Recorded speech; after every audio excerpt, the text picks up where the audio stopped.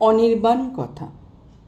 শ্রীমৎ অনির্বাণজি বলছেন, যে কোনো কিছুকে উপলক্ষ করে মহান হওয়া, আত্মচৈতন্যের ব্যাপ্তি ঘটানো, এই হলো আমাদের জীবনের নিগূঢ় লক্ষ্য। কোনো কিছুর মধ্যে ছোট হয়ে থেকো না।